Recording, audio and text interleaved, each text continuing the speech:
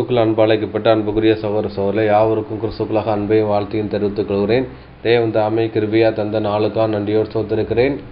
நம்மளுடைய யூடியூப் சேனலை ஃபாலோ பண்ணுற சகோதர சகோதரிக்கு அன்பின் நல்வாழ்த்துக்கள். அன்புக்குரிய சகோதர சகோதரர்களே, இன்றைக்கி என்ன பாடம் பார்க்க போகிறோன்னு பார்த்தீங்கன்னா, 7 வருஷங்களும் 7 நாட்களுங்கிறான தலைப்பின் கீழே வந்துக்கிட்டு நினைச்சப்புறம் பார்த்தீங்கன்னா இந்த வேதவசனத்தை தியானிக்க போகிறோம். நிழலும் பொருளுங்கிறதான ஒரு தலைப்பின் கீழே நம்ம தியானிக்க போகிறோம். இந்த 7 வருஷம் 7 நாட்களும் என்னென்னா ஒரு சம்பவத்தில் வரும். அதை பேஸ் பண்ணி தான் என்ன பண்ண போகிறோம் பார்த்தீங்கன்னா நம்ம பார்க்க போகிறோம். யாக்கோபனுடைய அவருடைய வாழ்க்கையில் நடந்த சம்பவம் தான் 7 வருஷம் 7 நாட்களும் அவருடைய வாழ்க்கையில் நடந்த சம்பவம். அதை பேஸ் பண்ணி அதாவது ஆவிக்குரிய அர்த்தத்தில் என்னங்கிறான விஷயத்தை தான் பார்க்க போகிறோம். படிக்கலாம். இந்த இன்சிடென்ட் எங்கே இருக்குன்னு பார்த்தீங்கன்னா, அதாவது இந்த வசனம் எங்கே இருக்குன்னு பார்த்தீங்கன்னா, ஆதியாகமம் 29ஆம் அதிகாரம் 16 முதல் 28 வசனங்களை படிச்சிடலாம். 29ஆம் அதிகாரம் 16. லாபானுக்கு 2 குமாரத்திகள் இருந்தார்கள். மூத்தவள் பேர் லேயாள், இளையவள் பேர் ராகேல். 17. லேயாளுடைய கண்கள் கூச்சப்பார்வையாய் இருந்தது. ராகேலோ ரூபவதியும் பார்வைக்கு அழகானவளுமாய் இருந்தாள். 18. யாக்கோபு ராகேல் பேரில் பிரியப்பட்டு, உன்னுடைய இளைய குமாரத்தியாகிய ராகேலுக்காக உம்மிடத்தில் 7 வருஷம் வேலை செய்கிறேன் என்றான். போதும் பார்க்குறோம். பார்த்தீங்கன்னா இங்கே சொல்ல முடிச்சு லாபானுக்கு 2 குமாரத்திகள் இருந்தான்னு சொல்லப்பட்டிருக்கு. இந்த லாபான் யாருன்னு பார்த்தீங்கன்னா, யாக்கோப்புக்கு அது மாமனார் வேணும், அதாவது தாய் மாமனார்னு பார்க்கும். இந்த யாக்கோப்பு வந்துக்கிட்டு ஏசாவுடைய ஆசீர்வாதத்தை பெற்றுக்கிட்டு வர்றார். அதாவது சேஷபுத்திர ஆசீர்வாதத்தை பெற்றதுனால ஏசா இவர் கொல்லணும்னு தேடுறாருன்னு பார்க்கும். அதனால் அவர்கிட்ட தப்பிச்சு நினச்சிடா பார்த்தீங்கன்னா, அவர் தாய் நினச்சிடாருன்னா அவருடைய சகோதர லாபான் இடத்துல அனுப்பி வைக்கான்னு பார்க்கும். ரெபெக்காள், யாக்கோபனுடைய தாயால் ரெபெக்காள் என்ன செய்யறாரு, தன்னுடைய சகோதரனுடைய லாபான் வீட்டுக்கு அனுப்பி வைக்கான்னு பார்க்கும். இந்த வார மூச்சில் பார்த்தீங்கன்னா, அப்போ ஊருக்குள்ளே வந்ததுக்கப்புறம் பார்த்தீங்கன்னா, அப்போ ஆட்டை மேய்ச்சிட்டு இருக்காங்க. அவள் ஆட்டை மேய்ச்சிருக்கும் போச்சில் லாபானை அறிவிங்களான்னு கேட்கும் போச்சில் ஆமாம் அவருக்கு தெரியும், அவங்களோட குமாரத்திகள் தான் இந்த மந்தை மேய்ச்சிக்கிட்டு இருக்காங்க, இந்த வந்துக்கிட்டு இருக்காங்கங்கிற விஷயத்த அவங்க சொல்லுவாங்க. அப்போ முதல்ல இந்த ராகில தான் இவர் யார் பார்ப்பான்னு பார்த்தீங்கன்னா யாக்கோப்பு பார்க்குறாரு. நம்ம ரூபவதியாக இருக்கிறாங்க, ரொம்ப அழகாக இருக்கிறனால அவளை பின்னாடி அவர் திருமணம் செய்கிறங்கிறான விஷயத்த அவர் நினைக்கிறான்னு பார்க்கும். தன்னுடைய மாமனார் இருக்கார்ல, அவர் நினைச்சிட்டாருன்னா 1 மாதம் வேறு அவருடைய வீட்டில் கெஸ்ட்டாக இருக்கிறாரு. அதுக்கப்புறம் பார்த்தீங்கன்னா அவர் மந்தையில் வேலை செய்கிறாரு. அதுக்கு உனக்கு சம்பளம் எவ்வளோன்னு கேட்குறாரு.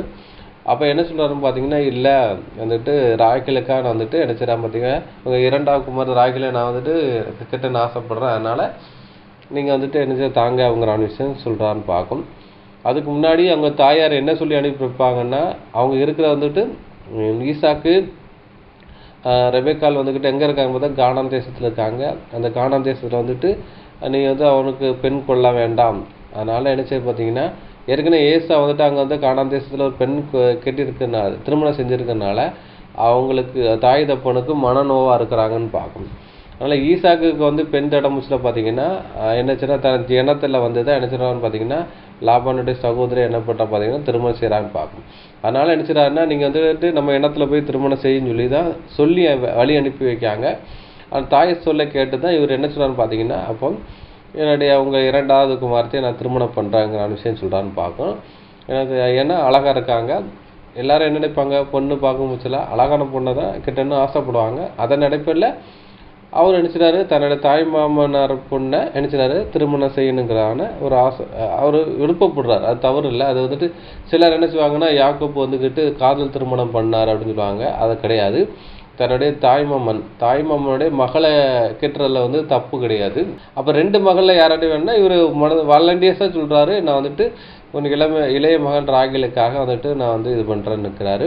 ஏற்கனவே நினைச்சிட்டாரு முதல்ல அவ்வளோதான் பார்க்குறாரு, கட்டி பிடித்து முத்தமும் கொடுத்துட்டு நினைச்சிட்டாரு அழுகுறாருன்னு பார்க்கணும். இப்போ இந்த ஊருக்கு என்ட்ரை கொடுக்கும் போச்சுல அவ்வளோதான் பார்க்குறாருன்னு பார்க்கணும்.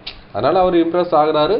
அதனால் என்ன பண்ணுறா பார்த்தீங்கன்னா, ராகிலை கெட்டுறதுக்கு ஆசைப்படுறான்னு பார்க்கும். அப்போ லேயாளை குறித்து சொல்லும் போது பார்த்தீங்கன்னா கூச்ச பார்வையாக இருந்ததுன்றது. கூச்ச பார்வைன்னா அதிக சூரிய ஒளிச்சல அவளால் பார்க்க முடியாதுன்னு பார்க்கும். அதனால் கண்ணு கூசுன்னு பார்க்கும். இப்போ என்னெல்லாம் எனக்கு எப்படின்னா அதே மாதிரி எனக்கு சூழ்நிலை எப்படின்னா சூரியனுடைய எதிர் திசையில் வந்துட்டு நான் வந்துட்டு வண்டி ஓட்டுறேன்னா என்னுடைய கண் கூசும். நான் என்ன பண்ண பார்த்தீங்கன்னா கையால் மறைப்பேன். அதனால் என்ன பண்ண பார்த்தீங்கன்னா எப்பொழுதுமே கூலிங் கிளாஸ் போட்டுட்டு தான் போவேன். ஏன்னா சூரியனுடைய எதிர் திசையில் நம்ம வண்டி ஓட்ட முடிச்சா கண்ணு கூசும். அதனால் நான் கூலிங் கிளாஸ் போட்டு ஓட்டுவேன். அதே மாதிரி பார்த்தீங்கன்னா இங்கேயும் அதுதான். ஏன்னா அவளுக்கு வந்துட்டு கூச்ச பார்வைன்னா அதிக வெளிச்சத்தை அவளால் பார்க்க முடியாது. அதனால கண் கூச்சப்படுதுன்னு பார்க்கும். எப்படி என்றால் ஆந்தைக்கு வந்து பகலில் கண்ணு தெரியாதுன்னு சொல்லுவாங்க. ஆக்சுவலி பார்த்தீங்கன்னா அப்படி கிடையாது. ஆந்தை வந்துக்கிட்டு நினச்சின்னா பகலில் வந்து அதிக வெளிச்சம் இருக்கிறனால அது வந்துட்டு கண்ணு கூசுனால கண்ணை திறக்க முடியாது. அதனால் அது வந்துட்டு பகலில் வந்துட்டு அந்தளவுக்கு வேட்டையாடாது.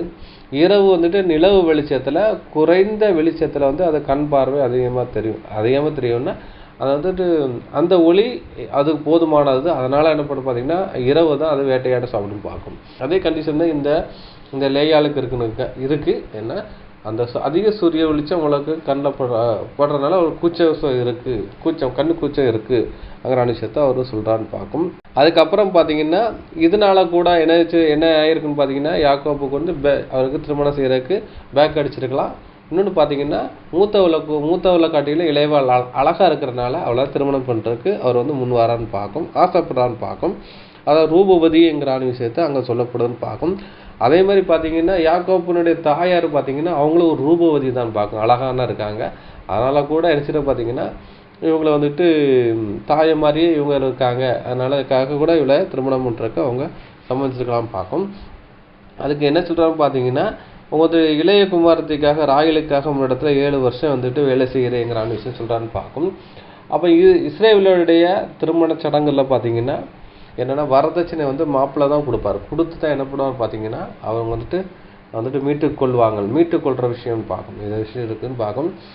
யாக்கோபுடைய தாய் ரெபேக்காலை வந்து ஈசாக்குக்கு திருமணம் செய்ய முடியல. அந்த எலியேசர்கிட்ட வந்துட்டு என்ன பண்ணுறா பார்த்தீங்கன்னா பொண்ணு பொருள்லாம் கொடுத்து தான் என்ன பண்ணுறா பார்த்தீங்கன்னா அங்கே தாயார்கிட்டையும் சகோதரனுக்கு லாபானுக்குலாம் கொடுத்து அந்த பொண்ணுக்கு நகையெல்லாம் கொடுத்து தான் என்ன பண்ணுறாங்க, வரதட்சணை கொடுத்து தான் என்ன பண்ணுறாங்க பார்த்தீங்கன்னா அங்கே மீட்டு கொண்டு வராங்கன்னு பார்க்கணும்.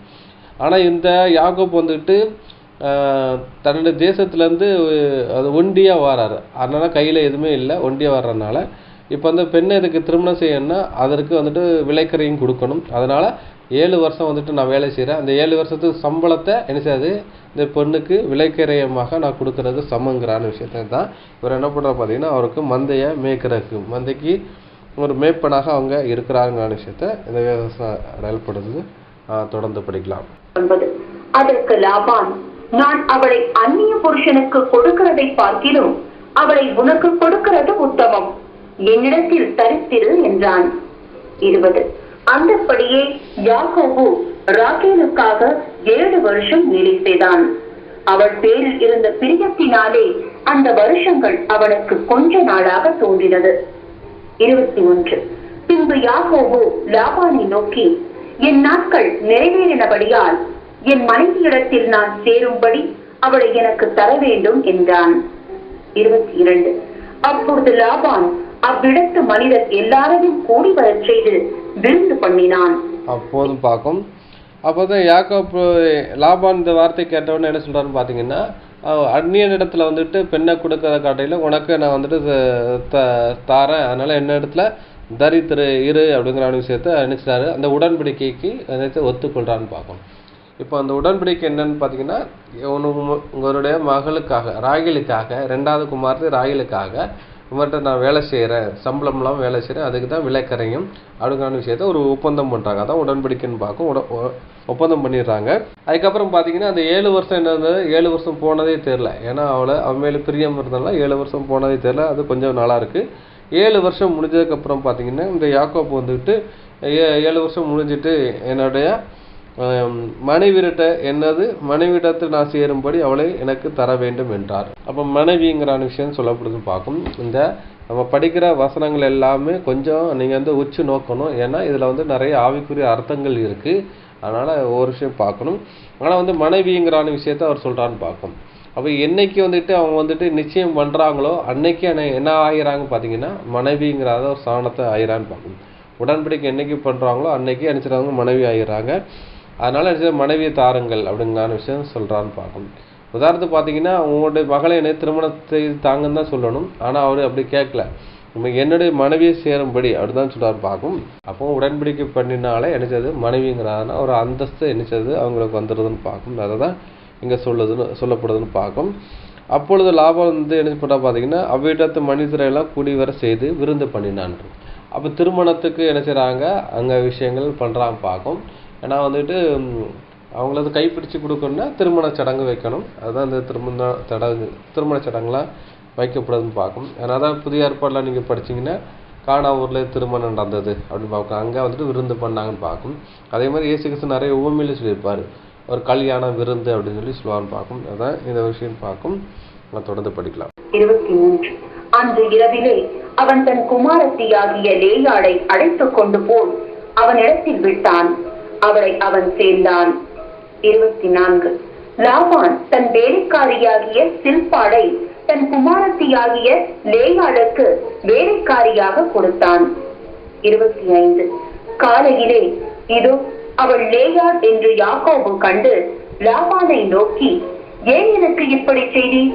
ராகேலுக்காக அல்லவா உம்மிடத்தில் வேலை செய்தேன், பின்ன ஏன் எனக்கு வஞ்சகம் பண்ணினீர் என்றான். அப்போது பார்க்கும்.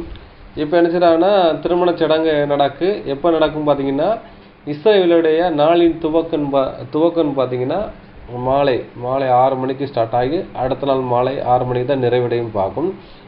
எப்படி நம்ம சூரிய காலண்டர் யூஸ் பண்ணுறோம், எப்படின்னா நம்மளுடைய திருமண சடங்கெல்லாம் மேக்சிமம் காலையில் தான் நடக்கும். சில வெளியூர் கல்யாணங்களில் தான் என்ன செய்வாங்க ஈவினிங் நடத்துவாங்கன்னு பார்க்கும். ஆனால் பார்த்தீங்கன்னா இவங்க என்ன பண்ணுறோம் பார்த்தீங்கன்னா ஒரு நாளின் துவக்கம் ஈவினிங் இருக்கனால ஈவினிங் என்ன பண்ணுறாங்க பார்த்தீங்கன்னா அந்த திருமண சடங்கு செஞ்சு முடிச்சுட்டு அந்த ஈவினிங்கில் என்ன பண்ணுறாங்க பார்த்தீங்கன்னா நைட்டே என்ன பண்ண பார்த்தீங்கன்னா அவங்க மறுவீடு அவங்க அனுப்பிடுவாங்கன்னு பார்க்கும். ஏதாவது ஒரு விஷயம் பார்க்கும். அவங்க என்ன செய்வாங்கன்னு பார்த்தீங்கன்னா அவங்க யூத ஸ்திரீகள் முக்காடிட்டு அதுக்கப்புறம் பார்த்தீங்கன்னா முகத்தை மறைச்சிருப்பாங்க, அது தெரியாதுன்னு பார்க்கும். அப்போ அந்த சடங்காச்சாரங்கள்லாம் பணம்பூச்சில் பக்கத்தில் உட்காந்து அந்த விஷயங்களை பண்ணுவாங்கன்னு நினைக்கிறேன். அப்போ பணம்பூச்சில் பார்த்தீங்கன்னா இவர் ராய்களும் லேயாலும் பார்த்தீங்கன்னா கிட்டத்தட்ட ஒன்று போல் இருக்கிறதுக்கு வாய்ப்பு இருக்குன்னு பார்க்கும். அதனால தான் இவர் டிஃப்ரென்ஸ் தெரியலன்னு பார்க்கும். அப்போ என்ன பண்ணுறாங்கன்னா அந்த விருந்தெல்லாம் முடிஞ்சதுக்கப்புறம் அவங்க நினச்சிறாங்க நம்ம ஊர் பாஷையிலன்னா முதல் இரவு ஃபர்ஸ்ட் நைட்டு அடிச்சுறாங்க அனுப்புகிறாங்கன்னு பார்க்கும். அப்போ அவரோட நைட்டு தான் அனுப்புகிறாங்க. அனுப்பும் பட்சத்தில் பார்த்தீங்கன்னா இப்போ அனுப்புகிறாங்க. அதுக்கப்புறம் இவருக்கு வேலை செய்கிற தோழி ஒரு வேலைக்காரியை அனுப்பிச்சிட்டாங்க அவங்களுக்கு அனுப்புகிறாங்கன்னு பார்க்கும். அனுப்புனா காலையில் பார்க்கும் தான் பார்க்கும். என்ன நடக்கும் பார்த்தீங்கன்னா இங்கே ராகேலுக்கு பதிலாக லேயாள் இருக்கான்னு பார்க்கும். அப்போது நம்ம ஊரில் இப்போ இருக்கிற மாதிரிலாம் மின்சார லைட் இருக்குது, வெளிச்சங்கள் இருக்கிறனால நம்ம பார்த்தீங்கன்னா நைட்டில் இன்னார் யாருங்கிறான விஷயத்த நம்ம அறிந்து கொள்ள முடியும். அன்னைக்கு பார்த்தீங்கன்னா தீப்பந்தங்கள் அந்த மாதிரி தான் இருக்குது. லைட் இருந்தனால அது வெளிச்சம் அதிகமாக இருக்கிறதுனால கண்டுபிடிக்க முடியலன்னு பார்க்கும்.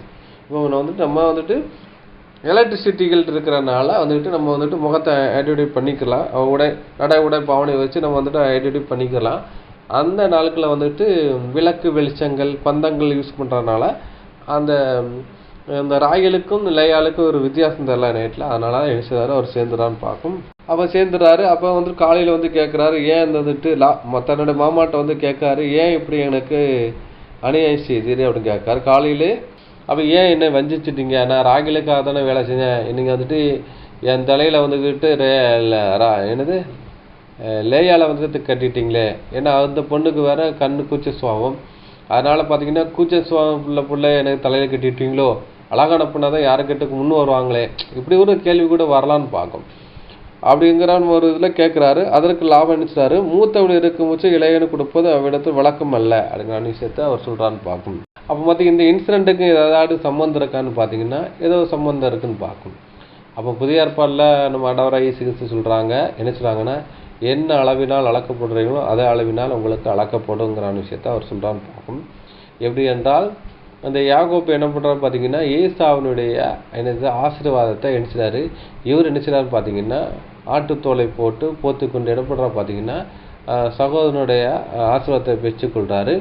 அப்போ நீ ஏசாதானான்னு கேட்கும் போச்சுல ஆமான்னு சொல்லி நினச்சி ஒரு பொய் கூட சொல்கிறான்னு பார்க்கணும்.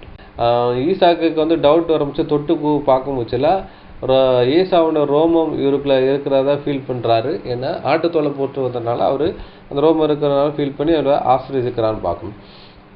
இது என்ன செய்தது பார்த்தீங்கன்னா இப்படி ஒரு சூழ்நிலை இருக்குது. அவர் வந்து கண் இருள் அடைந்திருக்கனால அவருக்கு தெரியலான்னு பார்க்கும்.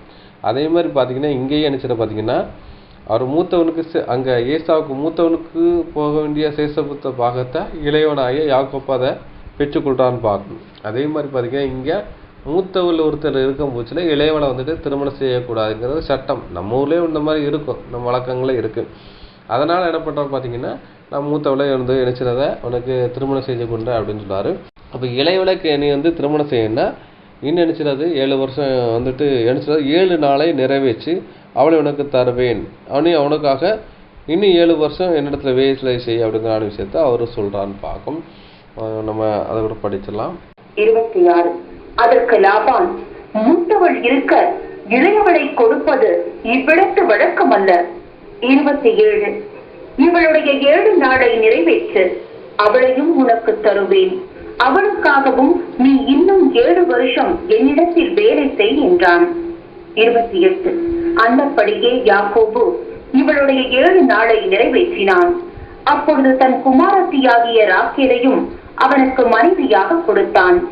அப்போ பார்த்தீங்கன்னா அங்கே முதல்ல வந்து ராகேலுக்காக 7 வருஷம் வேலை செஞ்சதுக்கு அப்புறம் தான் அங்கே திருமண சடங்குல என்ன செய்யறது லேயாள் அவளுக்கு வந்துட்டு கொடுக்கப்படுறா, வஞ்சிக்கப்பட்டு அவங்க கொடுக்கப்படுறான்னு பார்க்கும். இங்கே வந்துட்டு என்ன சொல்றாரு பார்த்தீங்கன்னா 7 நாள் நிறைவேறு. அப்படி 7 நாள்னா பார்த்தீங்கன்னா ஒரு வாரம் சென்ற பின்னுக்கு அப்புறம் நினச்சி பார்த்தீங்கன்னா அங்கே ஒரு திருமண சடங்கு நடந்துச்சு. அங்கே என்ன பண்ணுறா பார்த்தீங்கன்னா இங்கே ராகேலை வந்துட்டு நினச்சாங்க அங்கே திருமணம் செய்து கொடுக்காங்க. அதுக்கப்புறம் பார்த்தீங்கன்னா 7 நாள் கழிச்சு அவங்க மனைவி ஆயிடுறாங்க. அதுக்கப்புறம் பார்த்தீங்கன்னா அதுலேருந்து என்ன பண்ணுறா பார்த்தீங்கன்னா 7 வருஷம் இன்க்ளூட் என்னென்னா அந்த 7 நாளுக்குள்ளே தான் எனக்கு 7 வருஷம் இருக்கும் பார்க்கும். 7 வருஷம் சம்பளம் இல்லாமல் என்ன செய்தது வேலை செய்யணும்னு பார்க்கும். எப்படி முதல்ல வந்துக்கிட்டு 7 வருஷம் சம்பளம் இல்லாமல் வேலை செஞ்சாரோ அதே மாதிரி ரெண்டாவது மகளுக்காக அங்கே சம்பளம் இல்லாமல் வேலை செய்யணும்னு பார்க்கும். ஏன்னா இது வந்து விலைக்கரையும் அப்படின்னா அது யூத சட்டம் பார்க்கும். அதனால் அப்படி ஒரு சூழ்நிலை இருக்குது. ரெண்டாவது பொண்ணுக்காக 7 நாள் நிறைவேற்றிட்டு ராகேலுக்காக நிறைவேற்றிட்டு அங்கேக்கப்புறம் 7 வருஷம் அங்கே கம்ப்ளீட் பண்ணுறான்னு பார்க்கும். இப்படி ஒரு சூழ்நிலை இருக்குன்னு பார்க்கும். மொத்தத்தில் வந்துக்கிட்டு லாபான் வீட்டில் வந்துட்டு 20 வருஷம் அவர் தரித்திருக்கிறான்னு பார்க்கும் ஒரு சூழ்நிலை இருக்குது. அப்போ இதில் வந்து என்ன நம்மளுக்கு ஆவிக்குரிய அர்த்தங்கள் இருக்குங்கிற விஷயத்தை நம்ம பார்க்க போகிறோம். ஆவிக்குரியவன் ஆவிக்குரியோடு சம்பந்தப்படுத்தி நம்ம பார்க்க வேண்டும் சொல்லி வேதம் சொல்லப்படுதுன்னு பார்க்கும். இப்போ நம்ம ஆவிக்குரிய கண்ணோட்டத்தை நம்ம பார்க்க போகிறோம். முன்பு எழுதியிருக்கிறதெல்லாம் நம்ம போதனையாகவும் எச்சரிப்பாகவும் இருக்குன்னு என்று சொல்லப்படுதுன்னு பார்க்கும். ஆனால் ஆதியாமத்தை சொல்லப்பட்ட அந்த எழுதப்பட்ட காரியம் என்ன எச்சரிப்பான ஒரு காரியம் இருக்குங்கிற விஷயத்தை நம்ம வந்து பார்க்க போகிறோம். அப்போ நம்ம படித்த அந்த வசனங்கள்ல இருந்து இந்த அதிகாரத்துல இருந்து என்னங்கிற விஷயத்த பார்க்க போகிறோம். இதில் வந்த கேரக்டர் யாரெல்லாம் பார்த்தீங்கன்னா முதலாவது யாக்கோப்பு வராரு, ரெண்டாவது 7 வருஷம் வேலை செய்கிறாரு, அதுக்கப்புறம் பார்த்தீங்கன்னா 7 நாளை நிறைவேறி இருக்கிறாருன்னு பார்க்கும். 7 நாள் அதுங்கிற விஷயத்த பார்க்க போகிறோம். அந்த 7 நாளுக்குள்ளே தான் அந்த 7 நாளில் என்ன பண்ணுற பார்த்தீங்கன்னா 7 நாள்லேருந்து அதுக்கப்புறம் வந்து 7 வருஷத்தை இருந்துச்சுட்டு அங்கே கம்ப்ளீட் பண்ணுறான்னு பார்க்கும். ஸ்பெசிஃபிக்காக அந்த 7 நாளுங்கிற என்னன்னு பார்க்க போகிறோம். அதுக்கப்புறம் பார்த்தீங்கன்னா 4வது லாபான் யாருங்கிற விஷயத்தை நம்ம பார்க்க போகிறோம். 5வது ராகேல் யாருன்னு பார்க்க போகிறோம். 6வது வந்துட்டு பார்த்தீங்கன்னா லேயாள் யாருங்கிற விஷயத்தை ஆவிக்குரிய அர்த்தத்தோட இந்த பேருடைய அர்த்தத்தை வச்சு ஆவிக்குரிய அர்த்தத்தை வந்துச்சு நம்ம என்ன பண்ண போகிறோம் பார்த்தீங்கன்னா நம்ம கம்பேர் பண்ணி பார்க்க போகிறோம்னு பார்க்கும். அப்போ வந்துட்டு யாக்கோப்பு அப்படிங்கிற விஷயத்தை நம்ம பார்க்க போகிறோம். யாக்கோப்பு என்றால் அதோட பேருடைய அர்த்தம் என்னன்னு பார்த்தீங்கன்னா சப்ளைண்டர் அப்படின்னு பார்க்கும். யாக்கோப்பினுடைய பேரோட அர்த்தம் சப்ளைண்டர் அப்படின்னு பார்த்தீங்கன்னா அதுக்கு அர்த்தம் என்ன கொடுத்துருக்காங்க பார்த்தீங்கன்னா பதிலாக அமைப்பவர் இல்லாட்டா பதில் செய்பவர் விஷயத்தை அங்கே சொல்லப்படுதுன்னு பார்க்கும். பதிலாக அமைப்பவர் பதிலாக அமைபவர்னு சொல்லப்பட்டிருக்கு பார்க்கும். இப்போ இந்த பொருளுக்கு என்னங்கிற விஷயத்தை நம்ம பார்க்க போகிறோம். பழைய ஏற்பாட்டில் வந்துட்டு ஒரு பேர் வச்சாங்கன்னா அர்த்தத்தோட தான் பேர் வைப்பாங்க, இல்லாட்டினா அவங்க செயலின் நிமித்தம் அவங்க பேருக்கு கிடைச்சிட்டா பின்னாடி ஒரு மீனிங் கொடுக்கப்படுதுன்னு பார்க்கும். அவங்க பார்த்தீங்கன்னா இந்த பேரு கூட அப்படி தான் இருக்குன்னு பார்க்கும். அப்போ வந்துட்டு என்னது பதிலாக அமைப்பவர் இல்லைன்னா பதில் செய்பவர்ங்கிற விஷயம் சொல்லப்படுதுன்னு பார்க்கும். இதை எப்படி புரிஞ்சுக்கலாம்னு பார்த்தீங்கன்னா ஏசாவுக்கு தான் சேஷ்ட புத்திர பாகத்தை சுதந்திரித்துக்கொள்ள ஒரு ஸ்லாக்கிங் இருக்குது. அவருடைய ஆசீர்வாதத்தை இவர் நினைச்சாரு, அவருக்கு பதிலாக நினைச்சாரு இவர் பெறான்னு பார்க்கும். அப்போ தேவனை ஏற்கனவே முன் குறித்தது தான், ஆனாலும் இந்த மாதிரி விஷயம் நடக்கும் பார்க்கும். அப்போ ஏசாவுடைய ஆசீர்வாதம் இவருக்கு வருதுன்னு பார்க்கும். எப்படி என்றால் பின்னாடி என்ன சொல்லப்பட்டிருக்குன்னா கலாத்தியரில் அபிரகாமுடைய ஆசீர்வாதம் கிறிஸ்தியஸுக்குள் புறஜாதிக்கு வருகிறதுன்னு சொல்லி நம்மளை குறித்து சொல்லப்பட்டிருக்கல. அதே மாதிரி ஏசாவுக்கு கொடுக்க வேண்டிய ஆசீர்வாதத்தை இங்கே யாக்கோப்புக்கு கொடுக்கப்படுது. யாக்கோப்புக்கு வராதான் பதிலாகங்கிற விஷயம் சொல்லப்படுது.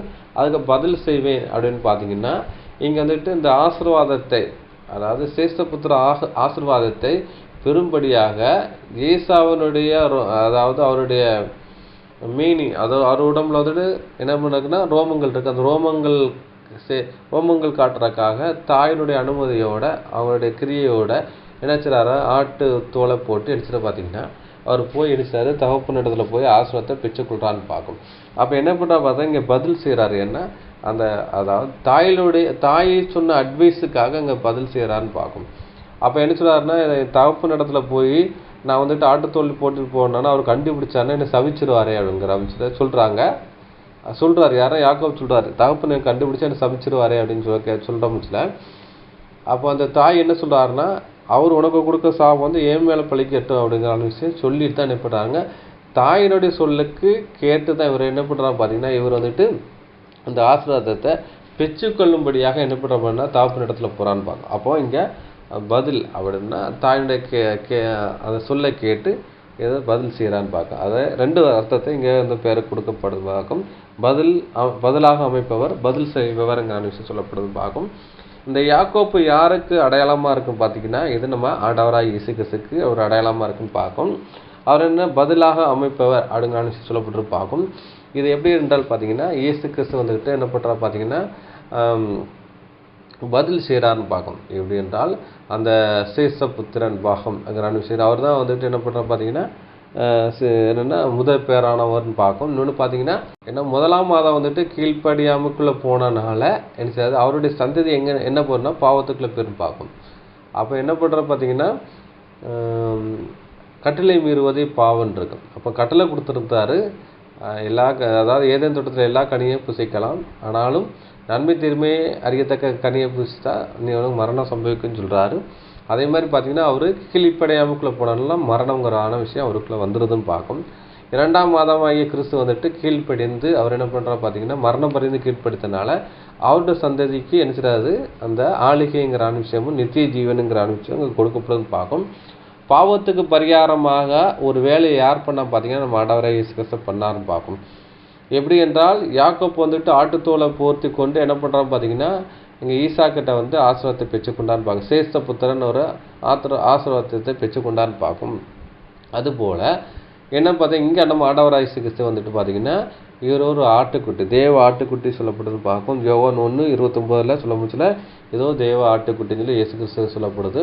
இது ஏசிய தீர்க்கதரிசனத்திலும் சொல்லப்படுது. இவர் அடிக்க கொண்டு போகிற ஆட்டுக்குட்டியை போல இருந்தார், அவர் சத்தியமில்லாமல் இருந்தார்னு சொல்லி அங்கே சொல்லப்படுதுன்னு பார்க்கும். பழைய ஏற்பாட்டில் பலி செலுத்துறதுக்கு ஒரு பலிமிருகமாக ஆடு இருந்துச்சுன்னு சொல்லப்படுதுன்னு பார்க்கும். இந்த ஆடாக இயேசு கிறிஸ்து அங்கே இருந்தாருங்கிற விஷயத்தை அங்கே சொல்லப்படுதுன்னு பார்க்கும். அடுத்தபடியாக என்ன பார்த்தீங்கன்னா யாக்கோப்பினுடைய 12 குமாரர்கள் தான் இஸ்ரேல் ஜனங்களும் அதுக்கப்புறம் என்னுடைய சேஷபுத்திரர்கள் என்று அழைக்கப்பட்டார்கள் என்று சொல்லப்படுதுன்னு பார்க்கும். அதே மாதிரி இங்கே என்ன பண்ணுறோம் பார்த்தீங்கன்னா இயேசு கிறிஸ்துவுக்கு பின்னாடி அதாவது 12 அப்போஸ்தலர்கள் வந்துக்கிட்டு பார்த்தீங்கன்னா சீஷர்கள் வந்து சுவிசேஷனால் பெற்றெடுத்த பிள்ளைகள்ங்கிற விஷயம் சொல்லப்படுதுன்னு பார்க்கும். அதை நான் வந்துட்டு 12 கோத்திரமும் 12 அப்போஸ்தலங்கிறான ஒரு பாடம் போட்டிருப்போம். அதை நீங்கள் கேட்டிங்கன்னா ஒரு பிரயோஜனமாக இருக்குன்னு பார்க்கும். அங்கே வந்துட்டு பழைய ஏற்பாட்டில் வந்துட்டு யாக்கோப்பு வந்துட்டு பெற்ற பிள்ளைகள் 12 கோத்திரம் என்று அழைக்கப்படுது. புதிய ஏற்பாட்டில் இயேசு கிறிஸ்துவோடைய போதனை அப்படின்னா சுவிசேஷனால் பெற்றெடுத்த பிள்ளைகள்ங்கிற விஷயம் சொல்லப்படுது. அது அப்போஸ்தலன் பவுல் என்ன சொல்லுவார்னா சபை விசுவாசிகள் பார்த்து நான் உங்களுக்கு சுவிசேஷனால் பெற்றெடுத்த பிள்ளைகள் என்கின்ற விஷயம் சொல்கிறான்னு பார்க்கும். அதே மாதிரி பார்த்தீங்கன்னா இயேசு கிறிஸ்து கூட இங்கே சுவிசேஷன் சொல்லி நினைச்சதாரு பார்த்தீங்கன்னா 12 அப்போஸ்தலரை தேர்ந்தெடுக்கார். 12 அப்போஸ்தலர் வந்து உலகம் என்று போய் சுவிசேஷ சொல்லி என்ன செய்யறாரு பார்த்தீங்கன்னா சுவிசேஷனால் பெற்றெடுத்த பிள்ளைகளை கிறிஸ்தவர் என்று என்ன பின்னாட்களில் அழைக்கப்பட்டார்னு பார்க்கும். இது ஒரு கூட்டத்து ஜனத்தை அடையாளப்படுத்துன்னு பார்க்கும். அப்போ வந்துட்டு பதில் செய்கிறாருன்னு பார்க்கும். என்ன பதில்னா ரேன்சம் ஈடுபலி அங்கே கொடுக்கான்னு பார்க்கும். இதை தான் இதை அடையாளப்படுத்துன்னு பார்க்கும். அப்போ வந்துட்டு இதை பார்த்தீங்கன்னா இது ஒரு விஷயம். அப்போ என்ன சொன்னால் பதிலாக அமைப்பவர் சொல்லப்பட்டு பார்க்கும். பதிலாக அப்படின்னா அங்கே வந்துட்டு பாவத்துக்கு பலிகாரமாக இங்கே இயேசு கிறிஸ்து வந்துக்கிட்டு இங்கே பலியாக வர்றான்னு பார்க்கும். பதில் செய்பவர்னா அந்த ரேன்சம் ஈடுபலியை இங்கே செய்கிறான்னு பார்க்கும். செய்கிறான்னு பார்க்கணும். அதுதான் இங்கே சொல்லப்படுது. அதனால் இயேசு கிறிஸ்து வந்து பரலோகத்தை விட்டு பூமிக்கு வர விஷயத்தை அடையாளப்படுத்தி பார்க்கணும்.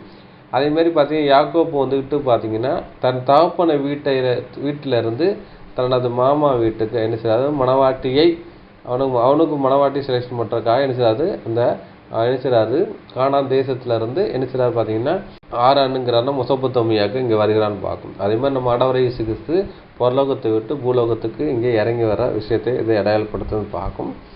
அப்போ வந்துட்டு யாக்கோப்பு வந்துட்டு ஒரு தரித்திரம் ஒன்றும் இல்லாத நிலவரத்தில் தான் என்ன செய்றாரு தன்னை தகப்பன வீட்டில் இருந்து வாரான்னு பார்க்கணும். அதனால் பார்த்தீங்கன்னா இங்கே விளக்கரையும் கொடுத்து இங்கே வந்துட்டு பெற்றுக்கொள்கிறான்னு பார்ப்போம் யாரை மணவாட்டி. அதே மாதிரி நம்ம ஆண்டவர் இயேசு கிறிஸ்து என்ன செய்றாரு ஒரு தரித்திர குலமாக எடுத்துக்கொண்டு தான் என்ன செய்யாது மணவாட்டியை அது செலெக்ஷன் பண்ணுறாருங்கிற விஷயத்தை இங்கே சொல்லப்படுறது பார்க்கும்.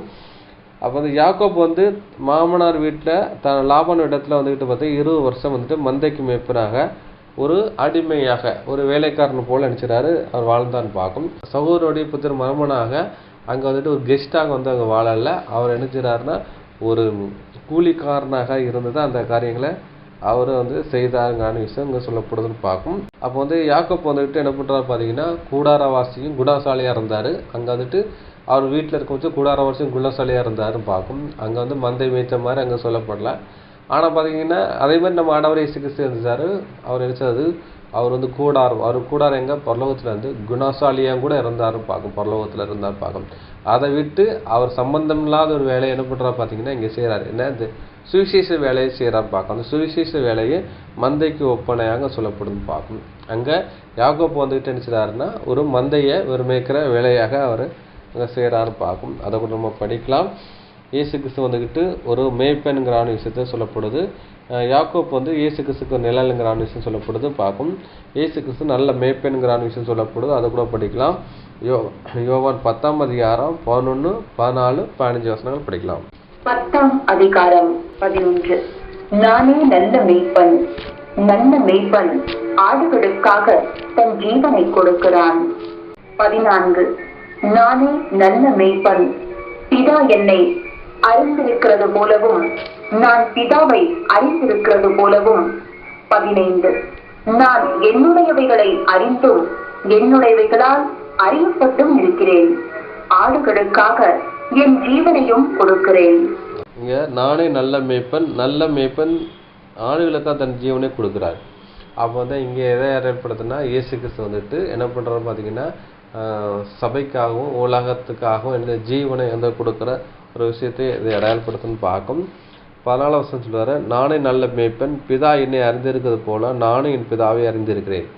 அப்போ வந்துட்டு இங்கே யாக்கோப்பு வந்து என்ன பண்ணுறாரு பார்த்தீங்கன்னா யாக்கோப்பு அவர் தாயாய ரெபெக்காள் வந்துட்டு என்ன பண்ணுறாரு பார்த்தீங்கன்னா தனது மாமா வீட்டுக்கு அனுப்பி வைக்கான்னு பார்க்கும். அதே மாதிரி இங்கே பரலோகத்தை விட்டு பரலோகத்திலேருந்து என்ன பண்ணுறா பார்த்தீங்கன்னா பிதாவாய் தேவன் என்ன செய்யாது நம்ம ஆண்டவரை இயேசு கிறிஸ்து பூமிக்கு அனுப்பி வைக்கன்னு பார்க்கும். எதற்காகன்னா என்னென்னா மணவாட்டியை வந்துட்டு செலெக்ஷன் பண்ணுறதுக்காக பார்க்கணும்.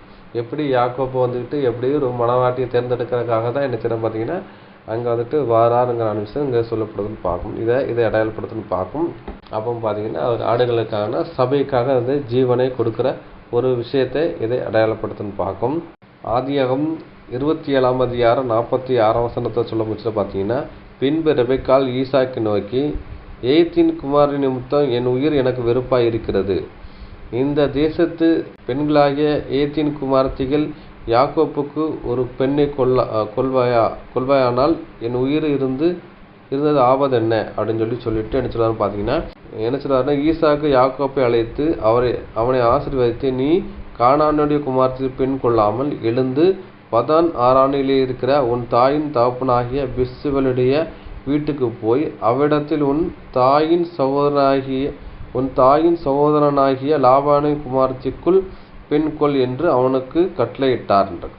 அப்போ வந்துட்டு தகப்பன் ஈசாக்கு வந்து அவர் சொல்கிறான்னு பார்க்கும். அதே மாதிரி ரெபெக்காள் என்ன சொல்கிறான்னு பார்த்தீங்கன்னா ஏசா வந்துட்டு பார்த்தீங்கன்னா அவர் வந்துட்டு ஏத்தின் புத்திரனுடைய குமாரத்தையை வந்துக்கிட்டு நினைச்சிடா பார்த்தீங்கன்னா திருமணம் செய்கிறதுனால அவங்களுக்கு மனநோவாக இருக்கிறாங்க.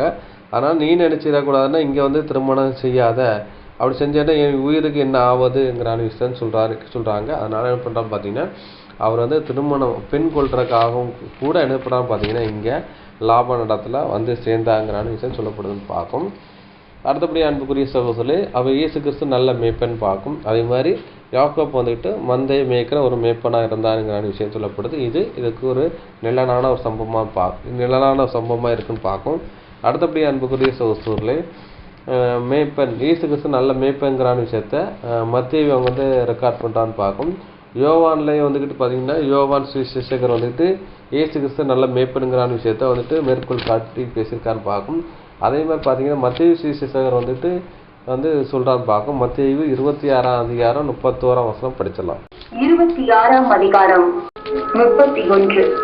அப்பொழுது இயேசு அவர்களை நோக்கி, மேய்ப்பனை வெட்டுவேன், மந்தையின் ஆடுகள் சிதறடிக்கப்படும் என்று எழுதியிருக்கிறபடி இந்த ராத்திரியிலே நீங்கள் எல்லாரும் என் நிமித்தம் இடர் நடைவீர்கள். அப்போ இயேசு கிறிஸ்து எங்கே சொல்கிறார்? அப்போ இந்த வசனம் எங்கே இருக்குன்னு பார்த்தீங்கன்னா சகரியால இருக்குன்னு பார்க்கும். என்ன சொல்கிறாரு? மேய்ப்பனை வெட்டுவேன், மந்தை சிதறடிக்கப்படும் என்று எழுதியிருக்கப்படுகின்றது. அப்போ வந்துட்டு சகரியா புஸ்தகத்தில் தீர்க்க தரிசனமாக எழுதப்பட்டதுன்னு பார்க்கும். அதே மாதிரி ஏசியாவிலையும் அனுப்பிச்சிடாது இயேசு கிறிஸ்து வந்துக்கிட்டு ஒரு மேய்ப்பனாக வருவாருங்கிறான விஷயத்தை அங்கே சொல்லப்படுதுன்னு பார்க்கும். அப்போ வந்து இயேசு கிறிஸ்து ஒரு நல்ல மேய்ப்பன்கிறான விஷயம் சொல்லப்படுதுன்னு பார்க்கும். ஆடுகள்ங்கிறது ஜனங்களை இதை அடையாளப்படுத்தும் விதமாக இருக்குன்னு பார்க்கும். அப்போஸ்தலன் பவுல் வந்துட்டு எபிரேயர் எழுத முடிச்சு பார்த்தீங்கன்னா அவர் வந்துட்டு இயேசு கிறிஸ்துவ வந்துட்டு என்ன சொல்றாரு பார்த்தீங்கன்னா அவர் வந்து பெரிய மேய்ப்பன்கிறான விஷயத்தை அங்கே சொல்லப்படுதுன்னு பார்க்கும். அதை கூட நம்ம படிக்கலாம். எபிரேயர் 13ஆம் அதிகாரம் 20ஆம் வசனம். 13ஆம் அதிகாரம் 20. நித்திய உடன்படிக்கையின் இரத்தத்தினாலே ஆடுகளுடைய பெரிய மேய்ப்பரான நம்முடைய கர்த்தராகிய இயேசுவை மரித்தோரிலிருந்து ஏறிவர பண்ணின சமாதானத்தின் தேவன். அது நித்திய உடன்படிக்கை இரத்தத்தினாலே ஆடுகளுக்கு பெரிய மீட்பனாக நம்முடைய கர்த்தராகிய இயேசுவின் உயிர்த்தலிருந்து ஏறிவர பண்ணின சமாதானத்தின் தேவன்ங்கிற விஷயத்த இங்கே சொல்லப்படுதுன்னு பார்க்கும். நித்திய உடன்படிக்கை இரத்தத்தினாலே ஆடுகளுக்கு பெரிய மீட்பன் சொல்லி இங்கே சொல்லப்படுதுன்னு பார்க்கும். அங்கே என்ன பண்ணுறா பார்த்தீங்கன்னா யாக்கோப் என்ன பண்ணுறா பார்த்தீங்கன்னா உடன்படிக்கை பண்ணுறாரு. ஏன்னா 7 வருஷம் ராகிலுக்காக வந்துட்டு என்ன மட்டும் வேலை செய்யணும்னு சொல்லி உடன்படிக்கை பண்ணி என்ன செய்யாரு பார்த்தீங்கன்னா அவங்க 7 வருஷம் வேலை செய்கிறான்னு பார்க்கும். அதே மாதிரி பார்த்தீங்கன்னா இங்கே என்ன பண்ணுறோம் பார்த்தீங்கன்னா இங்கே நம்ம ஆண்டவராகிய இயேசு கிறிஸ்து என்னென்ன ரத்தத்தினால உடன்படிக்கப்படுறாங்க. நித்திய உடன்படிக்கை ரத்தத்தினாலே ஆடுகளுக்கு பெரிய மேய்ப்பன் இருக்கு. அப்போ வந்து ரத்தத்தினால உடன்படிக்கை பண்ணுறான்னு பார்க்கும். ஏன்னா இந்த ஜனங்களை மீட்டுக்கொள்வேன், சபையை மீட்டுக்கொள்கிறாரு, அதுக்கப்புறம் உலகத்தை அவர் மீட்டுக்கொள்கிறான்னு பார்க்கும். அதான் வந்துட்டு யோவான் 1:29 சொல்ல முடிச்சல என்ன சொல்றேன்னா இங்கே என்ன சொல்றேன்னா இதோ உலகத்தை பாவத்தை சுமந்து தேய்க்கிற தேவ ஆட்டிக்குட்டின்னு சொல்லப்படுதுன்னு பார்க்கணும். அங்கே 7 வருஷம் வேலை செய்து அன்னைக்கு பார்த்தீங்கன்னா யாக்கோப்பு வந்துட்டு ராகில வந்துட்டு மீட்டுக்கொள்றாரு அப்படின்னு பார்க்கணும். இங்கே பார்த்தீங்கன்னா இங்கே சபையை மீட்டுக்கொள்றதுக்காக அவர் ரத்தத்தை கொடுத்து நினைச்சாரு, சபையை மீட்டுக்கொள்றாரு, அதுக்கப்புறம் உலக ஜனத்தை மீட்டுக்கொள்றான்னு பார்க்கணும். அதே மாதிரி முதல்ல வந்துட்டு ஆயிலுக்காக வேலை செய்கிறாரு, அதுக்கப்புறம் லேயாளுங்கிறான விஷயம் கிடைக்குதுன்னு பார்க்கும். அப்போ கிடைக்காது. ரெண்டாவது பார்த்தீங்கன்னா ரெண்டாவது 7 வருஷம் பார்த்தீங்கன்னா அதுக்கப்புறம் ராயல் வந்துட்டு பண்ணுறான்னு பார்க்கும். அப்போ 2 பண்ண அவங்க என்ன செய்ய திருமணம் செய்து கொள்றான்னு பார்க்கும். அதே மாதிரி நம்ம ஆண்டவரை இயேசு கிறிஸ்து ரேன்சம் ஈடுபலினால ரத்தத்தினால என்ன பண்ணுறா பார்த்தீங்க இந்த உடன்படிக்கை பண்ணுறதுனால என்ன பண்ணுற பார்த்தீங்கன்னா ஒன்று சபை வந்துட்டு என்ன செய்யறது சபையை முதல்ல மீட்டுக்கொள்றாரு. ரெண்டாவது உலக ஜனங்கள் அவங்களையும் மனைவியாக வந்து தேர்ந்தெடுக்கான்னு பார்க்கும். மனைவி மீன்ஸ் என்னன்னு பார்த்தீங்கன்னா சிலர் என்ன நினைப்பாங்கன்னா 1,44,000 பேர் தான் மனைவி. அப்போ பார்த்தீங்கன்னா மற்றவங்க மனைவி இல்லை, அதாவது ராஜ்யத்தில் செலெக்ஷன் பண்ணுறவங்க மனைவி இல்லைங்கிற விஷயத்த நினைப்பாங்க. இல்லை, அவங்களும் ஒரு மனைவி ஸ்தானத்தில் தான் இருக்கான்னு பார்க்கணும். எப்படி என்றால் இப்போ வந்துட்டு ஒரு பெண் இருக்காங்க, அவங்க வந்துட்டு தகப்பன் திருமணம் செஞ்சு கொடுக்காங்க. 20 வயசு திருமணம் செஞ்சு கொடுக்காங்க. அந்த பெண் 60 வயசு வரை நினைச்சாங்க வாழ்கிறான்னு பார்க்கணும். ஏதோ கணவனோட வாழ்கிறா, அதுக்கு ஒரு மறிக்கானுங்கிறான விஷயத்த நம்ம எடுத்துக்கணும்னு பார்க்கும். அப்போ தகப்பன் வீட்டில் 20 வருஷம் தான் இருக்காங்க, ஆனால் கணவனோட வீட்டில் 40 வருஷம் இருக்கான்னு பார்க்கும். இந்த 40 வருஷங்கிறதுல ஒரு டைம் பீரியட் அவங்களுடைய ஜீவனாலே ஒரு அடையாளப்படுத்தி பார்க்கும். அப்போ பார்த்தீங்கன்னா இங்கே எடுத்துகிற ஜீவனுங்கிறத நித்திய ஜீவனை அடையாளப்படுத்தி பார்க்கும். முதல்ல சபையை வந்துக்கிட்டு சபைக்கு வந்து நித்திய ஜீவன் கொடுக்குறாரு, அதுதான் இதுக்கு நிலாட்டமாக இருக்குது. அதே மாதிரி உலக ஜனங்களுக்கு நினைச்சாரு நித்திய ஜீவன் நினைச்சாரு, 1000 years கிங்டம்ல நினைச்சாரு அவங்களுக்கு கொடுக்குறாரு, சத்தியத்தை கொடுத்து நினைச்சாரு மீட்டுக் கொள்றாரு, அவங்களுக்கு ஜீவனை கொடுக்கலான்னு பார்ப்போம். அப்போ மனைவி நினைச்சாரு கணவனார் வீட்டில் அதிக நாள் வாழ்றான்னு பார்க்கணும். அதை தான் இங்கே மனைவி என்ற கேரட்டை இங்கே பொருத்தப்படுதுன்னு பார்க்கணும். மனைவி கணவனோட அதிக நாள் வாழ்கிற ஒரு விஷயத்தை அடையாளப்படுத்துன்னு பார்க்க தான் மனைவிங்கிற விஷயம் சொல்லப்படுதுன்னு பார்க்கும். முதல் மனைவிங்கிற விஷயம் எதை அடையாளப்படுத்துன்னா இங்கே சபை அடையாளப்படுத்து. இரண்டாவது மனைவிங்கிற விஷயம்னா திரள் கூட்டம், உலக ஜனங்கள், மிருப்பிதாக்கள் எல்லாரும் நினைச்சாங்க மனைவி ஸ்தானத்தில் வந்துடும். மனைவினா அவரோட கூட இருந்து எவர் லாஸ்டிங் அப்படின்னா அவருக்கு கூட கடைசி வரை அவரோட பயணம் பண்ணுற விஷயத்தை அடையாளப்படுத்துன்னு பார்க்கணும். இப்படி என்றால் அந்த உலகத்தில் பெற்ற தாய் தப்பன் இடத்துல 20 வருஷமோ இவங்க இருந்து தான் வந்து பயணிப்பாங்க. ஆனால் கணவனார் வீட்டில் தான் மரண பரியந்து நினைச்சிருவாங்க அவங்க பயணிப்பாங்கன்னு பார்க்கணும். அதே மாதிரி இங்கேயும் இங்கே எவர் லாஸ்டிங் இயேசு கிறிஸ்து கூட தான் மணவாள் அவங்கள்ட்ட வந்து நித்திய லைஃப் டைமோட அங்கே பயணிக்கிறத விஷயத்தை அடையாளப்படுத்துது. அதுக்காக சொல்லப்பட்ட ஒரு வார்த்தையின் பொருள் தான் மனைவிங்கிறான ஒரு வார்த்தையை இங்கே அடையாளப்படுத்துன்னு பார்க்கும். அடுத்தபடி அன்புக்குரிய சகோதரர்களே படித்தாச்சு. அப்போ பார்த்தீங்கன்னா இங்கே அப்போ வந்து அங்கே யாக்கோப்பு மேய்ப்பராக இருக்கிற இங்கே நம்ம ஆண்டவராகிய இயேசு கிறிஸ்து ஒரு நல்ல மேய்ப்பராக இருக்கான்னு பார்க்கும். அதுக்கப்புறம் பார்த்தீங்கன்னா யாக்கோப்பினுடைய பேர் அர்த்தம் என்ன, பதில் செய்பவர் அப்படின்னு சொல்லப்பட்டிருப்பாக்கும். இங்கே என்ன பண்ணுற பார்த்தீங்கன்னா இங்கேயும் பதில் செய்கிறாரு இயேசு கிறிஸ்து. அதுதான் மீட்கர் அதாவது மீட்பர்னு சொல்லப்படுற மீட்கிறவர் சொல்லப்பட்டிருக்கு. மீட்பும் பொருள் ரேன்சமே இதை அடையாளப்படுத்துன்னு பார்க்கும். அதை கூட நம்ம படிச்சிடலாம். மார்க்கு 10ஆம் அதிகாரம் 45ஆம் வசனம் படிச்சிடலாம். 10ஆம் அதிகாரம் 45. அப்படியே மனுஷகுமாரனும் ஊழியம் கொள்ளும்படி வராமல் ஊழியம் செய்யவும் அநேகரை மீட்கும் பொருளாக தம்முடைய ஜீவனை கொடுக்கவும் வந்தார் என்றார். அப்படியே மனுஷகுமார ஊழியம் கொள்ளும்படி வராமல் ஊழியம் செய்யவும் அநேகரை மீட்கும் பொருளாக தம்முடைய ஜீவனை கொடுக்க வந்தான் இருக்கு. அப்போ வந்து இங்கே மீட்கும் பொருள்னு பார்க்கும். அங்கே பார்த்தீங்கன்னா அங்கே பதிலாக அமைப்பவர் எப்படின்னா சேச புத்திர பாகத்தை பெற்றுக்கொள்ளும்படியாக அங்கே வந்து ஆட்டுத்தோல் போட்டுக்கிட்டு வந்து ஆசிரத்தை பெற்றுக்கொண்டான்னு பார்க்கும். இங்கே நம்ம ஆடவரை சிசு ஆடாக வந்து எடுத்துட்டா பார்த்தீங்கன்னா மீட்கும் பொருளை கொடுத்து இங்கே மனவாட்டியை மீட்டுக்கொள்றான்னு பார்க்கும். அப்படியே மனுஷகுமார் ஊழியம் கொள்ளும்படியாக வராமல் வராமல்னா ஒருத்தர் வந்து வேலை வாங்குறபடியாக வராமல் அவர் நினைச்சதா பார்த்தீங்கன்னா ஊழியம் செய்யும்படியாக என்ன அங்கே வந்துட்டு ஊழியம் செய்கிறார். சீஷர்களோடு சேர்ந்து எரிஞ்ச ஊழியம் செய்கிறார். தன்னுடைய வேலையை என்ன செய்கிறார் அவர் செய்கிறான்னு பார்க்கும். வேலை செய்கிறவராக இருக்கான்னு பார்க்கும். அப்போ ஆடுகளை மேய்க்கிறவராக இருக்கான்னு பார்க்கும். எப்படி என்றால் அங்கே லாபான் வீட்டில் இந்த யாக்கோப்பு ஒரு மருமகனாக கெஸ்ட் அங்கே வரல. அங்கே என்ன பண்ணுறா பார்த்தீங்கன்னா அவர் வந்துக்கிட்டு ஒரு வேலைக்காரனாக இருந்து என்ன பண்ணுறா பார்த்தீங்கன்னா வேலை செஞ்சு என்ன செய்யாது அவரை மனவாட்டியை மீட்சி கொள்றான்னு பார்க்கும். அதே மாதிரி இங்கேயும் நம்ம ஆண்டவராகிய இயேசு கிறிஸ்து ஊழியம் கொள்ளும்படியாகனா வேலை வாங்கலை, கெஸ்ட்டாக வரல. அவர் என்ன பண்ணுறா பார்த்தீங்கன்னா அவர் வந்துட்டு ஊழியம் செய்யும்படியாக வந்து என்ன செய்கிறாரு அந்த சபையை மீட்டுக்கொள்கிறார் அப்படின்பாங்க. எப்படி மீட்டுக்கொள்கிறான்னா தன் ஜீவனை கொடுத்து ரத்தத்தை கொடுத்து மீட்டுக்கொள்கிறான்னு சொல்லப்படுதுன்னு பார்க்கும். அங்கே சம்பளம் இல்லாமல் என்ன செய்கிறாரு தன்னை ஜீவன்னா தன்னுடைய வேலையை ஜீவனை கொடுத்து என்ன செய்கிறாரு அங்கே வேலை செய்கிறார் யாக்கோப்பு. அதுக்கு சம்பளம் இல்லாமல் வேலை செய்கிறார். அதே மாதிரி இங்கே ரத்தத்தை கொண்டு ரத்தங்கிறது ஜீவனை அடையாளப்படுத்து ஜீவனை கொடுத்து என்ன செய்கிறாரு சபையை மீட்டுக்கொள்கிறாருங்கான விஷயத்த இங்கே சொல்லப்படுதுன்னு பார்க்கும். அடுத்தபடி அன்புக்குரிய சகோதரர்களே அப்போ பார்த்தீங்கன்னா ரெண்டாவது என்ன பார்க்க போகிறோம் பார்த்தீங்கன்னா 7 வருஷத்தை பார்க்க போகிறோம். முதலாவது வந்து யாக்கோப்பினுடைய அந்த காரியங்களை வந்து பார்த்தாச்சு. ரெண்டாவது பார்த்தீங்கன்னா இங்கே வந்துட்டு 7 வருஷங்கிறான விஷயத்த நம்ம பார்க்க போகிறோம். 7 வருஷம் நினைச்சாரு ராகிலுக்காக நினைச்சாரு ஒரு அடிமையின் ஊழியம் அங்கே வந்து செய்தார்னு சொல்லப்படுதுன்னு பார்க்கும். அதை கூட படிக்கலாம். யாத்ராமம் 21ஆம் அதிகாரம் 2ஆம் வசனம். 21ஆம் அதிகாரம் 2. எபிரெயரில் ஒரு அடிமையை கொண்டாயானால் அவன் 6 வருஷம் சேவித்து 7ஆம் வருஷத்திலே ஒன்றும் கொடாமல் விடுதலை பெற்று போக கடவன். இப்போ வந்துட்டு பார்த்தீங்கன்னா அடிமையை குறித்து இங்கே சொல்லப்பட்ட ஒரு நியாயப்பிரமாண சட்டம் இங்கே சொல்லப்படுதுன்னு பார்க்கும். இங்கே எபிரெயில் ஒருவன் அடிமையை கொண்டால் அவன் 6 வருஷம் சேவித்து 7ஆம் வருஷத்திலே ஒன்றும் கொடாமல் விடுதலை பண்ணப்பட வேண்டுன்றது. அப்போ வந்துட்டு ஒரு அடிமையாக வேலை செய்கிறாங்க ஒருத்தட்ட வந்துட்டு வேலை செய்கிறாங்க.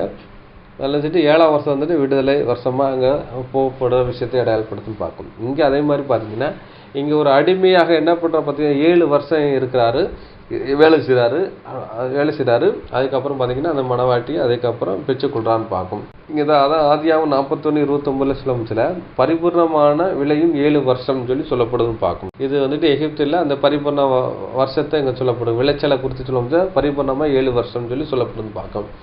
இங்கே வந்துட்டு பார்த்தீங்கன்னா 7 வருஷம்னா அது தன்னை பரிபூர்ணமாக ஒப்பு கொடுக்குறார். யாரும் பார்த்தீங்கன்னா யாக்கோப்பு என்ன மனவாட்டியாகி ராகலை மீட்கிறதுக்காக நினைச்சிடாது பரிபூர்ணமாக ஒப்பு கொடுக்கான்னு பார்க்கும். அதே மாதிரி நியாயப்பிரமாண சட்டத்தில் நினைச்சிருந்தா ஒருத்தன் வந்துட்டு அடிமையாக இருந்து 6 வருஷம் இருக்கும், 7ஆம் வருஷம் விடுதலை வருஷம் சொல்லப்படுதுன்னு பார்க்கும். அதே மாதிரி இங்கே 7 வருஷம் அடிமையாக வாழ்ந்து என்ன செய்ய பார்த்தீங்கன்னா 7ஆம் வருஷத்தில் என்ன பண்ண 7ஆம் வருஷம் முடிவில் என்ன பண்ணுறா பார்த்தீங்கன்னா இங்கே மனவாட்டியை அவர் என்ன செய்கிறாரு வந்து தேர்ந்தெடுக்காருங்கன்னு சொல்லப்படுதுன்னு பார்க்கும். அப்போ இந்த முதலாவது 7 வருஷம் ராயலுக்காக வேலை பார்த்தது என்னன்னு பார்த்தீங்கன்னா 7 சபை காலத்தை அடையாளப்படுத்துன்னு பார்க்கும். அப்போ 7 சபைகள் என்ன பண்ணுறாங்க, 7 சபைக்காக தேவன் என்ன பண்ணுறாங்க, ஜீவனை கொடுத்த ஒரு விஷயம். அதுக்காக என்ன செய்யறா பார்த்தீங்கன்னா ஒரு அடிமையின் ரூபம் எடுத்து என்ன செய்யறா பார்த்தீங்கன்னா ஊழியம் செய்கிறான்னு பார்க்கும். முதலாவது வந்துக்கிட்டு மேய்ப்பனாக வந்து சபைக்காக என்ன செய்யறாரு 7 வருஷம் வேலை செய்யுது. 7 வருஷங்கிறது வந்துட்டு 7 சபையின் ஒரு காலத்தை எதை அடையாளப்படுத்துன்னு பார்க்கும். அதை கூட படிக்கலாம். 7 வருஷத்தை வெளிப்படுத்தல் 1:20 படிச்சிடலாம். யோவானுக்கு வெளிப்படுத்தின விசேஷம் 1ஆம் அதிகாரம் 20. என் வலது கரத்தில் நீ கண்ட 7 நட்சத்திரங்களின் ரகசியத்தையும் 7 பொன் குத்து விளக்குகளின் ரகசியத்தையும் எழுது. அந்த 7 நட்சத்திரங்களும் 7 சபைகளின் தூதர்களாம். நீ கண்ட 7 குத்து விளக்குகளும் 7 சபைகளாம். அப்போ பார்த்தீங்கன்னா அந்த 7 வருஷம் அது விஷயம் 7 சபை காலத்தை அடையாளப்படுத்துது. அந்த 7 சபையின் காலத்தில் தான் என்ன செய்வது 1,44,000 பேர் என்ன பண்ண மனவாட்டிகள் என்ன செய்யாது தேவன் தேர்ந்தெடுத்தான்னு பார்க்கும். இயேசு கிறிஸ்து வந்து தேர்ந்தெடுக்கிற ஒரு விஷயத்தை அடையாளப்படுத்தும் பார்க்கும். அதுக்காக என்ன பண்ணுறாங்க பார்த்தீங்கன்னா அந்த 7 சபையின் காலத்துக்காக என்ன செய்ய ஒரு அடிமையாக என்ன செய்கிறாரு அங்கே வந்துட்டு என்ன செய்கிறாரு இயேசு கிறிஸ்து வாழ்ந்தாருங்கன்னு விஷயம் சொல்லப்படுது பார்க்கும். எப்படி யாக்கோப்பு வந்துட்டு 7 வருஷம் ஒரு அடிமையாக வாழ்ந்து என்ன செய்யாது மனவாட்டியை அவர் வந்து தேர்ந்தெடுத்தான்னு பார்க்கும். அதே மாதிரி இங்கேயும் என்ன செய்கிறாரு ஒரு அடிமை ரூபம் எடுத்து வேலை செஞ்சு 7 வருஷம் என்ன செய்யறா பார்த்தீங்கன்னா 7 சபையின் காலத்தின் பிள்ளைகளை மனவாட்டியை அவர் தேர்ந்தெடுக்கான்னு பார்க்கும். படிக்கலாம். பிலிப்பியர் 2ஆம் அதிகாரம் 6, 7, 8 வசனங்கள் படிக்கலாம். 2ஆம் அதிகாரம் 6.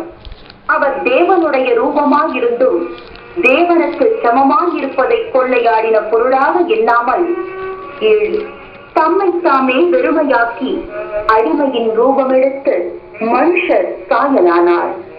8 அவர் மனுஷ ரூபமாய் காணப்பட்டு மரண பரியந்தம், அதாவது சிலுவையின் மரண பரியந்தமும் கீழ்ப்படிந்தவராகி தம்மை தாமே தாழ்த்தினார். அவர் தேவனுடைய உருவமாக இருந்து தேவனுக்கு சமமாக இருப்பது கொள்ளையாடின பொருளாக எண்ணாமல் இருக்கு. அப்போ வந்துட்டு அவர் தேவனுடைய குமாரன், அவர் வந்து பரலோகத்தில் தான் இருக்கணும். அதை விட்டு என்ன செய்யறா பார்த்தீங்கன்னா இங்கே பூமிக்கு வருகிறான்னு பார்க்கணும். அதே மாதிரி பார்த்தீங்கன்னா யாக்கோப்பு வந்துட்டு என்ன பண்ணணும்னு பார்த்தீங்கன்னா அவர் வந்துட்டு கூடாரவாசியும் குணசாலியும் இருக்கிறான்னு பார்க்கணும். அப்படி ஒரு சூழ்நிலை இருக்கிறாரு. அப்போ பார்த்தீங்கன்னா இவர் வந்துட்டு ஈசாக்கு நினச்சாங்கன்னா டைரெக்டாக அந்த 2 மச்சினன்னா லாபான்கிட்ட போய் பொண்ணு கேட்டால் அவர் கொடுத்துருப்பாரு, இல்லாட்டா விலைக்கரையும் கொடுத்து வாங்கியிருக்கலாம். ஆனால் இங்கே என்ன நடக்கும் பார்த்தீங்கன்னா இவர் வந்துட்டு ஒரு அடிமை ரூபமாக எப்படி யாக்கோப்பு நினைச்சார் பார்த்தீங்கன்னா ஒரு அடிமை ரூபமாக இருந்து அங்கே 7 வருஷம் வேலை செய்து அந்த குமாரத்தை கொள்றான்னு பார்க்கும். அதே மாதிரி இயேசு கிறிஸ்து நினைச்சாரு தன்னுடைய வீட்டில் என்ன அவருடைய பரலோகமாகி அவர் வீட்டில் இருந்து குமாரன்னா செல்ல பிள்ளையாக இருக்க வேண்டியது அவர் என்ன பண்ணுறா பார்த்தீங்கன்னா இங்கே பூமிக்கு வந்து ஒரு அடிமை ரூபம் எடுத்து என்ன செய்கிறார் பார்த்தீங்கன்னா அவர் வேலை செய்கிறான்னு பார்க்கும். எப்படி என்றால் யாக்கோப்பு என்ன செய்கிறாரு பனி வெயில் எல்லாமே பொருட்படுத்தாமல் என்ன செய்கிறார் மந்தையை காத்துக்கொள்கிறான்னு பார்க்கும். மந்தையோட ஆடோடு இருந்து என்ன பண்ணுறாரு பார்த்தீங்கன்னா ஆடுகளுடைய காரியங்களை வந்து பராமரித்தான்னு பார்க்கும். அவர் வீட்டை விட்டு என்ன செய்கிறார் சுகபூமாக உள்ள காரியங்களை விட்டு ஆடோடு ஆடாக கடந்து மழையிலையும் வெயிலையும் கடந்து என்ன செய்யறாரு பார்த்தீங்கன்னா கஷ்டப்பட்டு என்ன செய்கிறாரு அந்த ஆடுகளை பாதுகாக்கிறான்னு பார்க்கும். தன்னுடைய மாமனார் வீட்டில் ஒரு கெஸ்ட்டாகவும் ஒரு கெஸ்ட் ரூமில் ஒரு வாழலை, ஆடுகளோட ஆடாக தான் என்ன செய்யறாரு வாழ்ந்தான்னு பார்க்கும். அதே மாதிரி நம்ம ஆடவராக இயேசு கிறிஸ்து கூட ஊழியம் செய்யும் வம்சம் பார்த்தீங்கன்னா அவர் நினைச்ச இரவெல்லாம் வனாந்தரத்தில் அவர் ஜெபம் பண்ணுறவராகவும் இருந்தான்னு பார்க்கும். அதுக்கப்புறம் பார்த்தீங்கன்னா சிலுவையில் மரிக்கும் மூச்சில் ஒரு வார்த்தை யூஸ் பண்ணுறாரு. என்ன சொல்கிறாருன்னா பறவைகளுக்கு கூடு உண்டு, நரிகளுக்கு குழிகள் உண்டு, மனுஷகுமாரனுக்கும் தலை சக்கரைக்கு இடமில்லைங்கிறான் விஷயம் சொல்கிறான்னு பார்க்கும். அதே மாதிரி என்ன சொல்கிறான்னு பார்த்தீங்கன்னா யாக்கோப்பு வந்துக்கிட்டு மந்தை மேய்க்கும் மூச்சில் களவா கொண்டு போனது வந்துட்டு மிருகங்களால் வந்து பிடிபட்ட போனதுக்கு எல்லாமே என்ன பண்ணுறாரு பார்த்தீங்கன்னா இவர் வந்துட்டு விலைக்கரம் கொடுத்து என்ன பண்ணுறா பார்த்தீங்கன்னா அதுக்கு ஈடுகட்டான்னு பார்க்கும். லாபானுடைய ஆடுகள் எவ்வளோ ஆடு கொடுத்தாங்களோ அந்த ஆடை வந்துக்கிட்டு அவர் வந்து அதுக்கு சரி அவர் அந்த ஆடு கணக்கை என்ன கரெக்டாக காமிச்சான்னு பார்க்கும். அது களவா போனது, அதாவது மிருகங்கள் அடித்து போன கணக்கு எல்லாம் இவருடைய கணக்கில் அங்கே சேர்க்கப்பட்டது பார்க்கும். அதுக்காக மாமனார்கிட்ட நினைச்சிட்டாரு பார்த்தீங்கன்னா அதையும் பெற்றுக்கொண்டார். மாமனார் வந்து இவர் கையிலேருந்து பெற்றுக்கொண்டார்னு பார்க்கும் நஷ்ட கணக்கை. அதே மாதிரி பார்த்தீங்கன்னா புதிய ஏற்பாடுல நம்ம ஆண்டவராக இயேசு கிறிஸ்து என்னென்னா நம்மளை வந்துக்கிட்டு காத்து கொள்றாரு. அதான் பிதாவாய் தேவனை நோக்கி ஜெபம் வச்சு சொல்கிறாரு, நீருக்கு கொடுத்தவர்களை கடைசி வரை நான் காத்து கொண்டேன் விஷயத்தை அவர் சொல்கிறான்னு பார்க்கும். அதே மாதிரி கெத்செமனே தோட்டத்தில் இயேசு கிறிஸ்துவை பிடிக்கும் போச்சு, சீசர்கள் பிடிக்க வராங்க. ஆனாலும் நீங்கள் என்ன தான் தேடினீங்க, என்னையை பிடித்து கொடுங்க, அவங்கள விட்டுருங்கிற விஷயம் சொல்கிறான்னு பார்க்கணும். ஏன்னா இந்த ஆடுகளை வந்துக்கு எந்த டேமேஜ் பண்ணக்கூடாது அப்படிங்கிற விஷயத்தை தான் அவர் ரொம்ப ஒரு கருத்துள்ளவராக இருந்தான்னு பார்க்கணும். அதான் சொல்கிறாரு யோவான் 10ஆம் அதிகாரத்தை சொல்ல முடிச்சுன்னா என்ன சொல்கிறாருன்னா, கூலிக்காரன் நினைச்சிடா பார்த்தீங்கன்னா ஓனாய் வருவதை விட்டு விட்டு நினைச்சிடாரு ஓடிடுறான்னு சொல்லி சொல்லப்படுது. ஆனால் நான் நினைச்சிடாத அந்த ஆடுகளுக்காக தன்னோட ஜீவனை நான் கொடுக்குறேங்கிறான விஷயத்தை அவர் சொல்கிறான்னு பார்க்கணும். அதே மாதிரி அவர்கிட்ட பிதாவாய் தேவன் அவருக்கு கொடுக்கப்பட்ட அந்த தேவனுடைய பிள்ளையை கடைசி வரையும் அவர் பாதுகாத்த ஒரு விஷயத்தை இதை அடையாளப்படுத்துன்னு பார்க்கும். இதான் ஒரு சூழ்நிலை இருக்குது. அடுத்தபடி அன்புக்குரிய சகோதரர்களே, அப்போ பார்த்தீங்கன்னா அங்கே என்ன பண்ணுறோம் பார்த்தீங்கன்னா 7 வருஷம் வந்துட்டு அவருடைய பயணம் செஞ்சான்னு பார்க்கணும். எங்கே 7 வருஷம் வந்துட்டு ஒரு அடிமையாக இங்கே வேலை செஞ்சான்னு பார்க்கும். புதிய ஏற்பாட்டில் ஆரம்பிச்சில் இயேசு கிறிஸ்து 3 வருஷம் தான் அங்கே ஊழியம் செய்தாங்கிறான விஷயம் சொல்லப்படுது. அப்போ வந்துட்டு அங்கே வந்துட்டு 7 சபையின் காலத்தில் ஊழியம் செய்தாங்கிறான விஷயத்த அங்கே வந்துட்டு சொல்ல முடியாத ஒரு காரியமாக அங்கே இருக்குன்னு பார்க்கணும். ஆனால் இங்கே என்ன சொல்லாமல் பார்த்தீங்கன்னா அவரே செஞ்சிருக்கான்னு பார்க்கணும். இப்படி இயேசு கிறிஸ்து ரேன்சம் ஈடுபலி கொடுத்ததுக்கப்புறம் உயிர்த்தெழுந்து வந்து சீஷர்கள் நினைச்சிடாரு அனுப்புகிறாரு. எங்கே உலகம் எங்கே போய் சுவிசேஷம் அறிவிங்கன்னு சொல்லிட்டு சொல்கிறாரு. உலகத்து முடிவு பெரிய வந்து நான் உங்களுக்கு கூட இருப்பேன்ங்கிற விஷயம் சொல்கிறான்னு பார்க்கணும். அப்போ முதலாம் சபை காலம் கிபி 1ஆம் நூற்றாண்டுலேருந்து பூமி முடிகிற வரைக்கும் அப்படின்னா சபையினுடைய செலெக்ஷன் முடிகிற வரைக்கும் யார் கூட தான் இருக்கான்னு பார்த்தீங்கன்னா ஸ்ரீஷர்களாகிய நம்ம கூட இருந்து இருந்து மணவாட்டி சபையை நினைச்சிடாரு ஆயத்தப்படுத்துகிறாருங்கிற விஷயத்த இங்கே சொல்லப்படுதுன்னு பார்க்கும். அதை கூட படிச்சிடலாம். மத்திய 28ஆம் அதிகாரம் 18, 19, 20 வருஷங்கள் படிக்கலாம். 28ஆம் அதிகாரம் 18. அப்பொழுது இயேசு சமூகத்தில் வந்து அவர்களை நோக்கி, வானத்திலும் பூமியிலும் சகல அதிகாரமும் எனக்கு கொடுக்கப்பட்டிருக்கிறது. 19. ஆகையால் நீங்கள் புறப்பட்டு போய் சகல ஜாதிகளையும் சீஷராக்கி பிதா குமாரன் பரிசுத்த ஆவியின் நாமத்திலே அவர்களுக்கு ஞான ஸ்நானம் கொடுத்து 20. நான் உங்களுக்கு கட்டளையிட்ட யாவையும் அவர்கள் கை கொள்ளும்படி அவர்களுக்கு உபதேசம் பண்ணுங்கள். இது உலகத்தின் முடிவு பரியந்தம் சகல நாட்களிலும் நான் உங்களுடனே கூட இருக்கிறேன் என்றார். ஆமென். பார்க்கும்.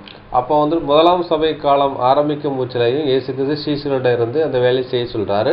அதே மாதிரி பார்த்தீங்கன்னா சீசர்களை மறித்ததுக்கப்புறம் அவர் பின்னாடி வந்து ஒளிஞ்சிற தேவனுடைய பிள்ளைகள் கூட இருந்து அந்த வேலையை செய்கிறான்னு பார்க்கணும். அப்போது எப்படி யாக்கோப்பு வந்து 7 வருஷம் வேலை செஞ்சதுக்கப்புறம் மணவாட்டியை வந்துட்டு மீட்டு கொள்கிறாரோ அதே மாதிரி இங்கே நம்ம ஆண்டவராகிய இயேசு கிறிஸ்து என்ன பண்ணுறா பார்த்தீங்கன்னா இங்கே வந்துட்டு 7 சபையின் காலத்தில் ஊழியம் செஞ்சு என்ன செய்ய பார்த்தீங்கன்னா மணவாட்டி சபையை எங்கே மீட்டு கொள்றாருங்கான விஷயத்தை இங்கே சொல்லப்படுதுன்னு பார்க்கும். அப்போ வந்துட்டு 2வது வந்துட்டு 7 வருஷத்தை பார்த்தாச்சுன்னு பார்க்கும். அப்போ 7 வருஷம் ராகிலுக்காக தான் ஊழியம் செஞ்சான்னு பார்க்கும். அப்போ இந்த ராகில் வந்துட்டு யாருக்கு நிலாட்டமாக இருக்குன்னா மணவாட்டி சபைக்கு நிலாட்டமாக இருக்குன்னு பார்க்கும். அப்போ ராகிலுங்கிறான பேருடைய அர்த்தம் என்ன பார்த்தீங்கன்னா ஈவுன்னு சொல்லப்பட்டிருக்கு. ஈவுன்னு என்ற அர்த்தம் என்ன பார்த்தீங்கன்னா மணவாட்டிங்கிறான ஒரு பொருளை அடையாளப்படுத்துதுன்னு பார்க்கும். பெண்டாட்டி மணவாட்டிங்கிறான விஷயத்தை அடையாளப்படுத்துன்னு பார்க்கும். இங்கே ரொம்ப மேட்சாக இருக்குன்னு பார்க்கும். ராகிலுக்காக தான் 7 வருஷம் அவர் வேலை செய்யலாம் பார்க்கும். இந்த ராகில் மணவாட்டி அடையாளப்படுத்துன்னு பார்க்கும். படிச்சிடலாம். வெளிப்படுத்தல் 21ஆம் அதிகாரம் 9ஆம் வசனம் படிச்சிடலாம். 21ஆம் அதிகாரம் 9. பின்பு கடைசியான 7 வாதைகளால் நிறைந்த 7 கலசங்களையுடைய அந்த 7 தூதரில் ஒருவன் என்னிடத்தில் வந்து, நீ இங்கே வா, ஆட்டுக்குட்டியானவருடைய மனைவியாகிய மணவாட்டியை உனக்கு காண்பிக்கிறேன் என்று சொல்லி. அப்போ 7 வாதைகளில் நிறைந்த அப்படின்னு சொல்லிட்டு 7 கலசத்தில் உள்ள அந்த தூதரில் ஒருவன் என்னிடத்தில் வந்து, இங்கே வா, ஆட்டுக்குட்டியான மணவாட்டியை காமிக்கிறேன். அப்போ 7 சபையின் காலம் முடிஞ்சதுக்கப்புறம் தான் அந்த மணவாட்டியெல்லாம் செலெக்ஷன் ஆகுங்கிறான்னு சொல்லப்படுதுன்னு பார்க்கும். இங்கே ஆட்டுக்குட்டியுடைய மனைவி ஆகிய மணவாட்டியை காண்பிக்கிறேன்ட்டுக்கு. ஆட்டுக்குட்டியானவர் யாரும் பார்த்தீங்கன்னா நம்ம ஆண்டவராகிய இயேசு கிறிஸ்து. ஆண்டவராகிய மணவாட்டி யாரும் பார்த்தீங்கன்னா சபை 1,44,000 பேரை இதை அடையாளப்படுத்துன்னு பார்க்கும். அடுத்தபடியாக மணவாட்டி சபையை குறித்து சொல்லப்படுதுன்னு பார்க்கும். அது கூட படிக்கலாம். வெளிப்படுத்தல் 19ஆம் அதிகாரம் 7ஆம் வசனம். 19ஆம் அதிகாரம் 7. நாம் சந்தோஷப்பட்டு களி கூர்ந்து அவருக்கு துதி செலுத்த கடவோம். ஆட்டுக்குட்டியானவருடைய கல்யாணம் வந்தது, அவருடைய மனைவி தன்னை ஆயத்தம் பண்ணினாள் என்று சொல்ல கேட்டேன். அப்போ 7 வருஷம் முடிஞ்சதுக்கப்புறம் பார்த்தீங்கன்னா, யாக்கோபனுடைய 7 வருஷம் முடிஞ்சதுக்கு பார்த்தீங்கன்னா அவருக்கு ஒரு சந்தோஷம். ஏன்னா நான் ராகேலோடு சேர போகிறேன் அப்படிங்கிற சந்தோஷம்னு பார்க்கும். அதே மாதிரி இங்கே 7 சபையின் காலம் முடிஞ்சதுக்கப்புறம் பார்த்தீங்கன்னா இங்கே வந்து என்ன சபை நிறைவேறாகிட்டு இங்கே திருமணம் இங்கே வந்துட்டு மனைவியாக வந்துட்டு சேர்ற விஷயத்தை அடையாளப்படுத்துன்னு பார்க்கும். அப்போ மனைவி அப்போ வந்துட்டு யாக்கோப்பு உடன்படிக்கை படமுச்சிலே அங்கே மனைவிங்கிறான அந்தஸ்துக்குள்ளே வந்துடுறாங்க பார்க்கும். யார் ராகேல் வந்துடுறாங்கன்னு பார்க்கும். ஆனால் அதே மாதிரி பார்த்தீங்கன்னா இங்கே இயேசு கிறிஸ்து ரத்தத்தினால என்ன நம்ம மனைவிங்கிறான ஸ்தானத்தில் வந்துடும். ஏன்னா நான் வந்து இயேசு கிறிஸ்து ரத்தத்தினாலையும் நம்ம வந்துட்டு உள்ளே வந்து ஞானஸ்தான சத்தியத்தைப்படி நம்மளும் அவர்கிட்ட உடன்படிக்கை பண்ணனால என்ன மனைவி ஸ்தானத்தில் வந்துடும் பார்க்கும். மனைவிங்கிற விஷயம் எதுன்னா எவர்லாஸ்டிங் அப்படின்னா நித்திய ஜீவன், அதிகனால் அவரோட பயணிக்கிற ஒரு விஷயத்தை அடையாளப்படுத்தும் பார்க்கும். அதுக்குள்ளே நினைச்சது பார்த்தீங்கன்னா நித்திய ஜீவனுக்குள்ளே போகிறத மனைவிங்கிறான ஒரு பேரை இதை அடையாளப்படுத்தும் பார்க்கும். அந்த அர்த்தத்தில் நினைச்சிட்டேன் 7 சபையின் காலத்தில் உள்ள பிள்ளைகள் என்ன செய்கிறாங்க போகிறாங்கன்னு பார்க்கும். இதை ஒரு விஷயத்தை அடையாளப்படுத்துது. படிக்கலாம். மத்தேயு 15:24 படிக்கலாம். 15ஆம் அதிகாரம் 24. அதற்கு அவர், காணாமற் போன ஆடுகளாகிய இஸ்ரவேல் வீட்டாரிடத்திற்கு அனுப்பப்பட்டேனே அன்றி மற்றபடி அல்ல என்றார்.